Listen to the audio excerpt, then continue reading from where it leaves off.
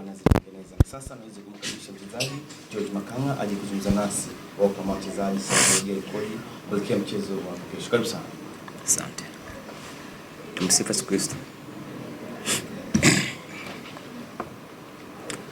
Kwa mchezo wa kesho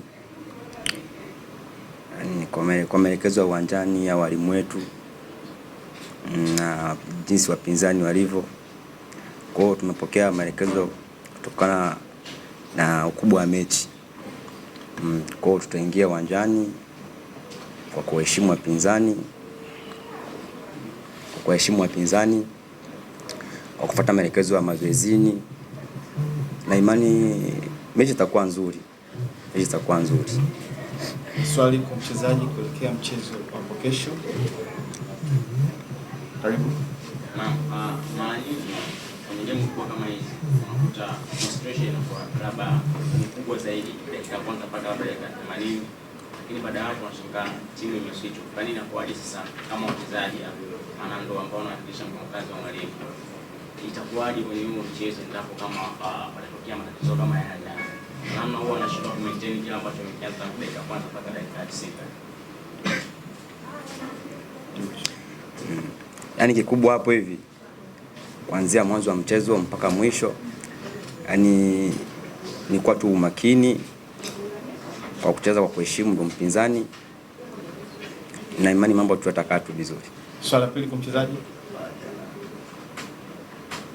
Karibu. Sawa. Unafikiri kwenda kucheza na klabu kama Yanga ndio kwa situation hata mtoto mchezo lakini mchezo kikawaida inawezekana nyie ikawaweka kwenye daraja la kwamba inaweza kwenda kupambana kwenye chochote. Kama wachezaji kisaikolojia huwa mnazungumza mengi, na nadhani mechi ya Yanga huwa inakuwa na ukubwa gani kule mnapobadilisha kwa mtu gani siku ya mchezo? Yaani kwa kila mchezaji anatamani sana kucheza mechi kama hizo hapo. Maana hasa kwa timu yetu, kwa sababu tuko wachezaji wengi tumecheza mpira, tumecheza wazoefu. Kwa hiyo tunatamani sana kucheza timu kubwa kama hizo hapo. Kwa hiyo ninaamini mechi ya kesho itakuwa mzuri sana. Wote kwa mashabiki wa Dodoma kuelekea mchezo wa Young Africans.